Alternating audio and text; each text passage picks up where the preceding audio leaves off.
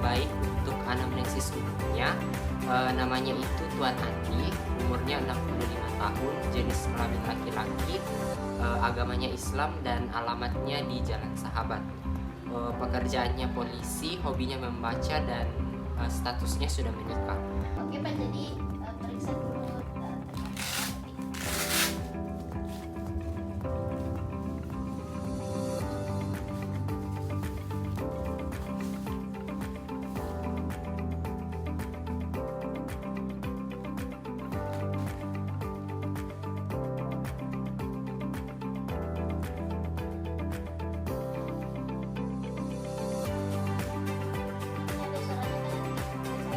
Enggak.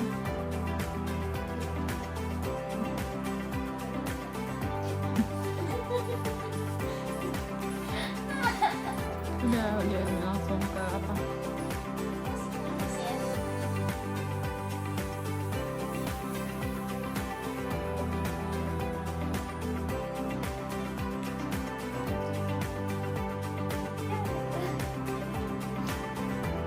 Lalu untuk vital sign, tekanan darahnya itu 160/100 mmHg, denyut nadinya 96 kali per menit, pernapasannya 26 kali per menit, dan temperaturnya itu 37 derajat Celcius.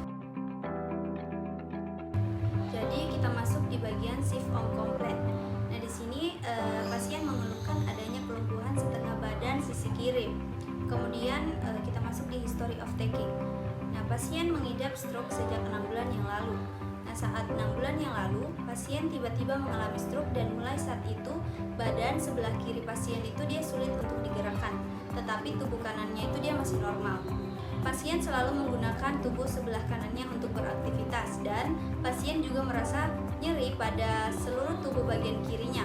Sejak mengalami stroke pertama kali, pasien sudah ke dokter dan kata dokter pasien mengalami stroke diakibatkan faktor kegemukan dan pembuluh darahnya tersumbat dan itu yang menyebabkan setengah tubuh pasien menjadi lumpuh. Pasien sudah melakukan foto röntgen dan juga melakukan pemeriksaan laboratorium dan hasil röntgennya normal, tetapi kadar kolesterol pasien itu dia tinggi.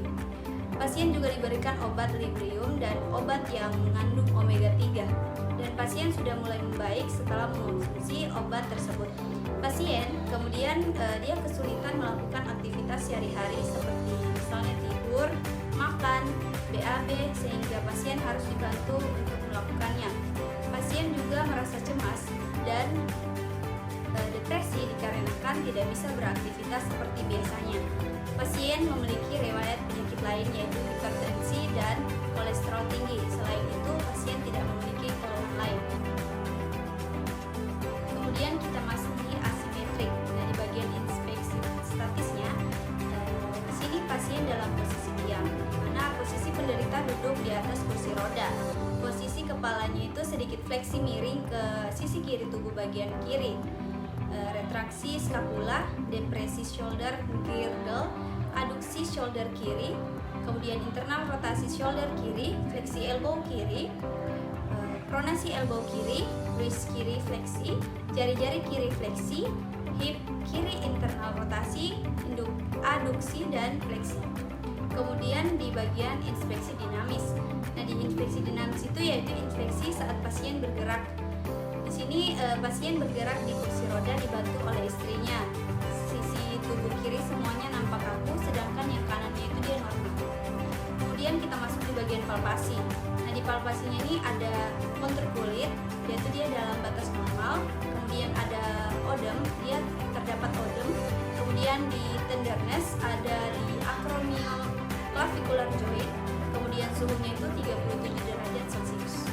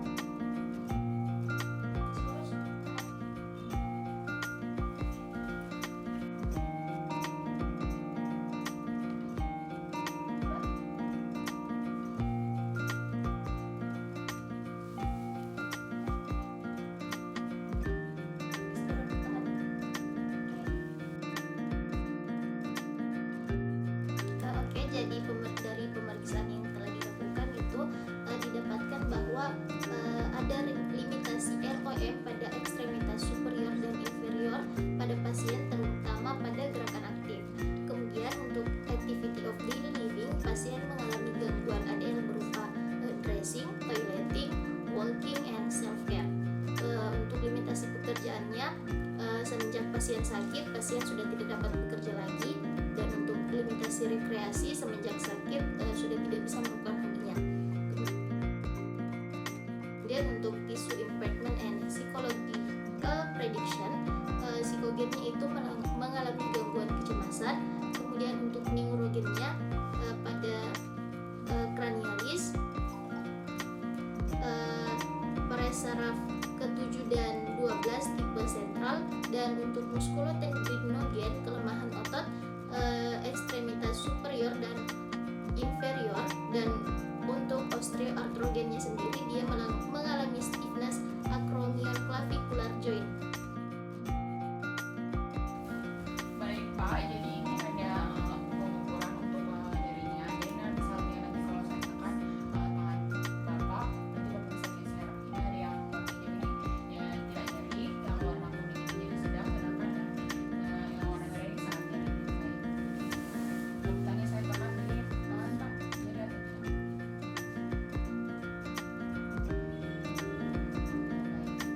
Kalau misalnya dikasih bergerak, tangan Bapak ini ada kasar, kalau ini halus. Jadi kalau misalnya saya tanya ini apa, Bapak jawab nah, ya kasar atau halus? Kalau ini, terus ini ada benda juga sama, cuma ini dia ini tajam, ini tumpul. Ini tajam apa tuh? Bapak ini sama seperti tadi, ini kasar, ini halus. Ini misalnya saya taruh begini, Bapak bilang ya, ini kasar atau halus? Ini Halus. baik, selanjutnya ini tajam, ini tumpul. Ini tajam atau tumpul? Ini oke. Terus ini 2, ini 1. Ini berapa? Untuk pemeriksaan Hamilton Depression Scale hasilnya itu 14. Interpretasinya depresi sedang. Kemudian untuk pemeriksaan inkontinensia urin hasilnya itu positif dengan interpretasi pasien mengalami inkontinensia urin fungsional. Selanjutnya kita akan melaksanakan tes nervus. Jadi nervus pertama itu ada nervus 7. Jadi coba senyum Pak. Coba lagi. Oke. Selanjutnya itu ada tes nervus untuk nervus 12. Jadi ini ada 2 Pak, ada rasa manis sama rasa asin. Coba.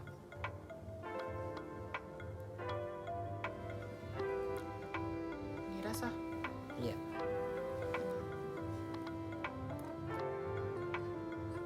Rasa apa itu? Manis. Ini rasa asin. Ada rasanya? Iya. Bu, coba kita begini kan tangan. Coba kita lakukan. Coba kita begini kan tangan tak. Coba kita lakukan.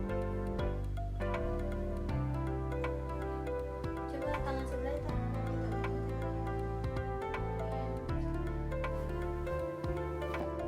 Bu, coba kita tekan ke kita. Coba kita lawan ke kita.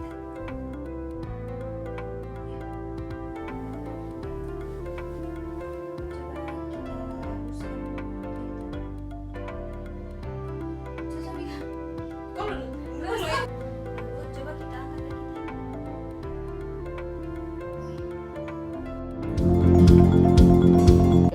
Jadi Bu, di sini saya akan mengukur lingkup gerak sendi tak. Coba kita angkat tangan tak full naik.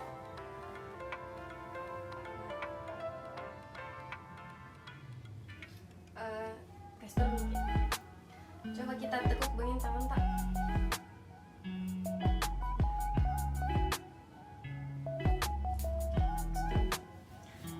Coba kita angkat kaki tak. Naik.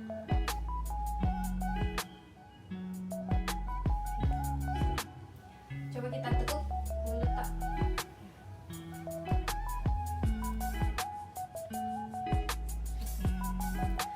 Yang sebelah kiri tidak bisa bergerak gitu. Berarti jangan diukur.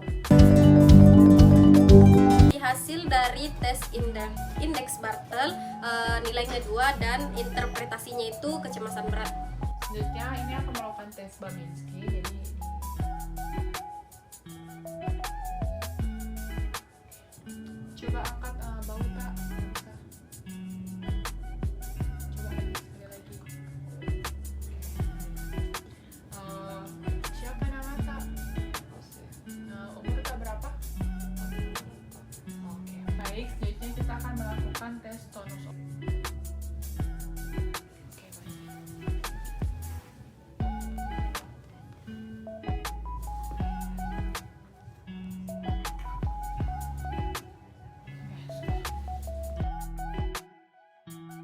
Jadi untuk diagnosis fisioterapinya itu ada gangguan fungsi gerak ekstremitas superior dan inferior sinistra berupa hemiplegia et cause post-stroke hemorrhagic sejak 3 minggu yang lalu. Nah, untuk problem fisioterapinya yang pertama problem primernya itu kelemahan otot, lalu untuk problem sekundernya ada penurunan rasa percaya diri, kemudian nyeri dan juga keterbatasan ROM. Dan yang ketiga untuk problem kompleksnya ada gangguan keseimbangan dan ADL-nya.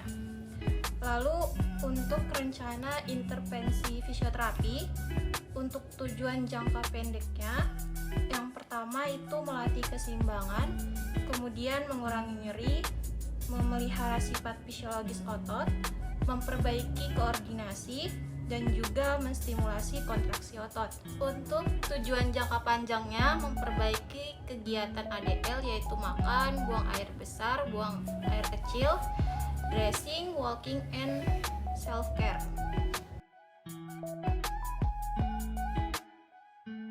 Pak, jangan cemas, bisa ji nanti sembuh insya Allah, bisa lagi kembali aktivitas tak seperti sebelumnya.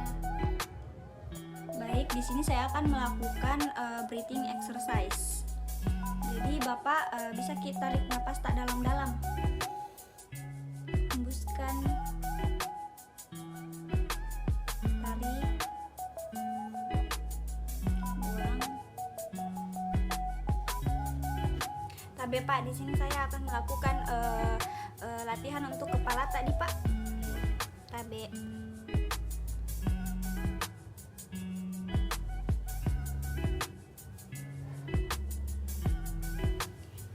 Jadi tabe Pak, di sini saya akan melakukan pelatihan untuk bahu tak.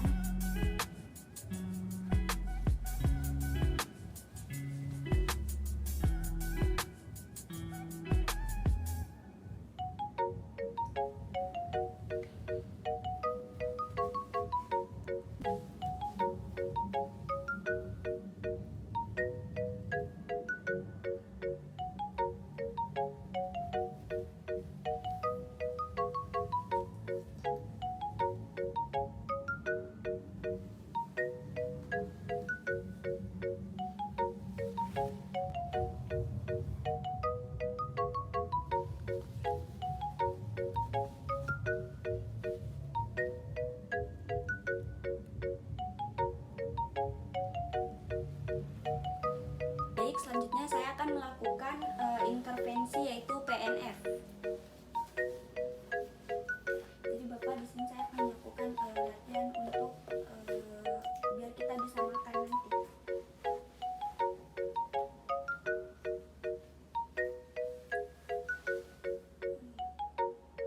Angkat, iya. Tutup, tutup, tutup. Ya, buka, dorong, dorong, dorong, buka. Jadi Pak, nanti ku angkat kaki tak begini Dik.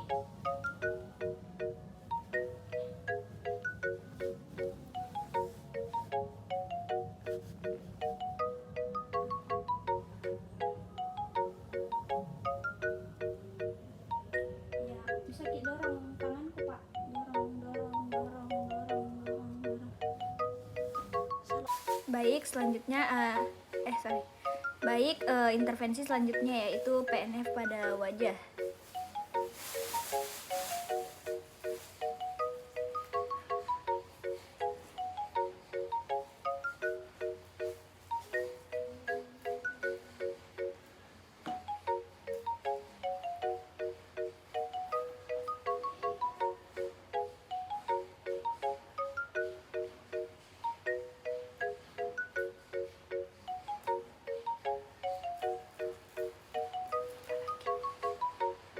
Udah, Belum. Masih ada begini. Mbak. Tabe Pak, bisa ki onyongkan mulut tak?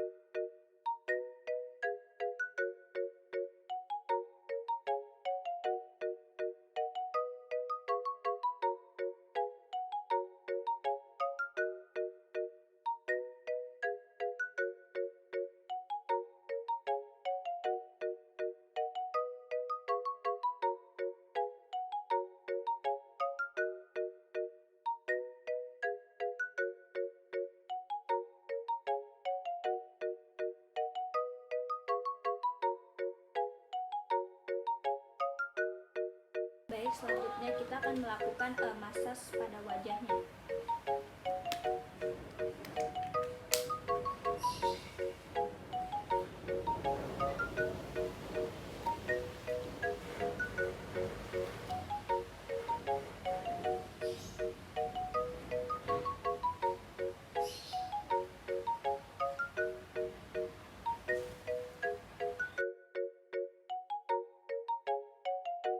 Modalitas fisioterapi pada kasus hemiplegi yaitu pertama posisi pasien. Pasien tidur terlentang pada bed. Terus yang kedua posisi terapis berdiri di samping pasien. Yang ketiga itu penata laksanaannya itu menggunakan infrared yang kecil untuk masing-masing ekstremitas. Infrared dipasang dan disinarkan pada regio ankle dan clear. Jarak infrared dan kulit kurang lebih 30 cm dan waktunya 15 menit per regio. Jadi totalnya itu ada 30 menit.